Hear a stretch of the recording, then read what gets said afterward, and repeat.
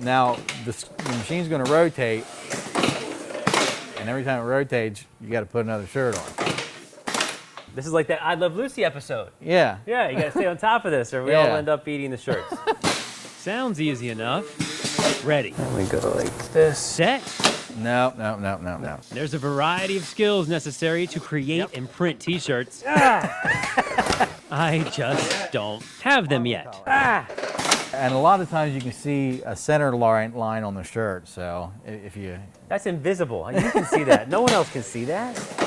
The guys at More Graphics have been spinning out shirts for more than 25 years, start to finish. Bringing into our art program. They love the creative aspect of this job. If only the customer would always see it their way. Between Steve and myself, we're like, oh, this looks awesome, and they'll go with the other design. Like, oh, you gotta be kidding me. Here you go, now you're getting the hang of it. And seeing your work come full circle is pretty cool too. The best part of the job, is, for me, is the customer satisfaction. But this is also a physical job. My back, well, his too, is the one that hurts the most. Especially after knocking out sometimes 1,000 shirts in one day. It gets monotonous. It gets monotonous. I feel like you become part of the machine where you're just sitting here daydreaming. The other machine here is powered by hand. My ink-covered hand right now. Not every job can be perfect. So with some help, Now, rotate it. we get quite a nice result. Ah, now it's popping. If you want your end result to be working at a place like this, It's good. you don't need a degree, and there are some jobs available in our area right now, with starting salaries between $25,000 and $45,000, depending on experience. As for my job today, oh, looks like I'm just about done, right? There's about 400 of them. How many have we done? 17. In Mechanicsburg, for a while. Bring it on. Joel D. Smith, CBS 21 News.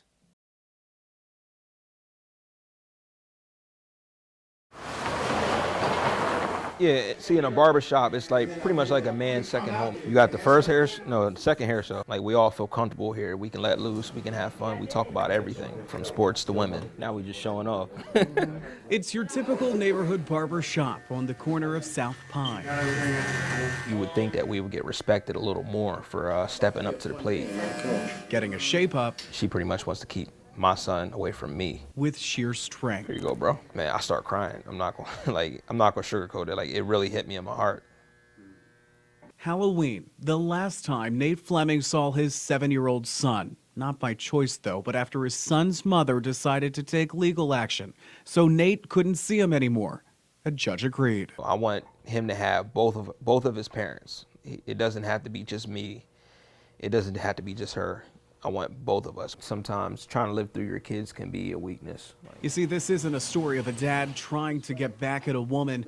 It's a story of a guy who just wants to be better. A lifelong lesson that my mom keeps trying to teach me. It's called the Daddy Project of York. I definitely commend everybody who's doing their job. Determined, ambitious dads who don't yield. And Nate will tell you, it hasn't been easy. I don't be in the streets. I kind of felt like throwing in the towel at times, but once I thought about it and I talked to a few different people, I felt like that wasn't the best thing to do. Like, my son really does need me, so I don't want him to be a statistic. Nate is trying to take a cut above the rest. You see, in his neighborhood, there's a belief that just because you're not involved in your kid's life means you're a deadbeat dad. And that's a thought he hopes will soon fade away. Some of the tactics of old schoolism upbringing. Tonight's appointment at the barbershop isn't for the hair, but to show they care. About a year and a half, 2 years after coming out of jail to actually have that father-son bond. I'm trying to promote fatherhood. They talk about the struggles. As a parent yourself, do you have any weaknesses? Many of them can only see their kids in pictures, but together find ways to take parenting classes and get legal counsel. I had to cut a lot of that stuff out and give her that time. If they see the lows that I've been through and where I want to be, it might inspire them not to give up, whether it's a minor situation or not. I don't want them to give up. Anybody. Women too.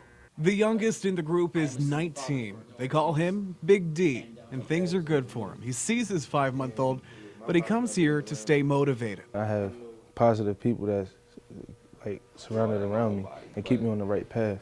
If I can have a conversation with you, They all have one thing in common. They just want to be dads again. I just want my son to know that I love him. I'm trying everything that I can, blood, sweat, and tears. I'm not going to give up, and I'm going to be reunited with him one day.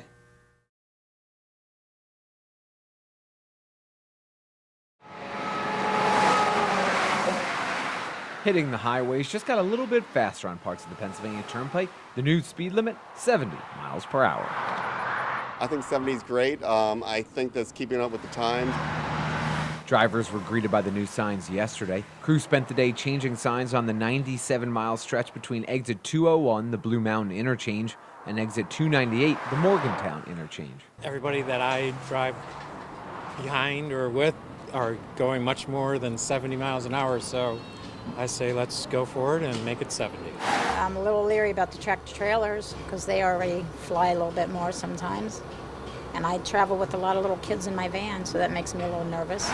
The decision to raise the limit was included in the transportation bill that Governor Tom Corbett signed into law last fall.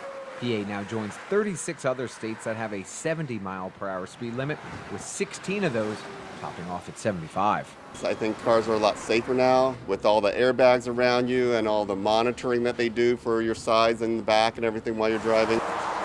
But if you think 70 really means like, 85, watch out. State police say they will be monitoring the highway tightly to make sure everyone is safe. Negatives, your slower drivers might have some impact on that. If everybody's going 70 and you run across them like going 55, you come up on them pretty fast.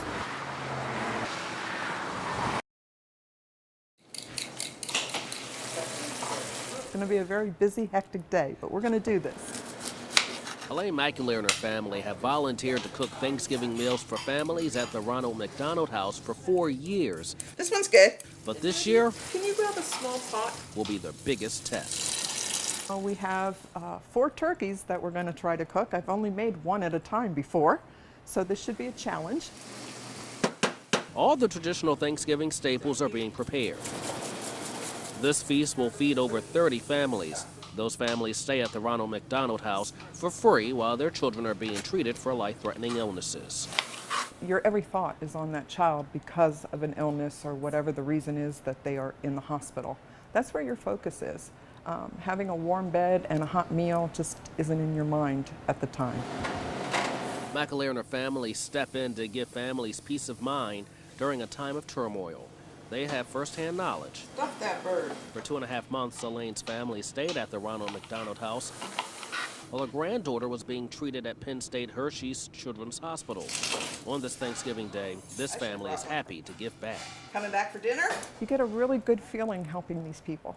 And I know how much they appreciate it because I've sat at one of their meals, and it's a godsend to have this place.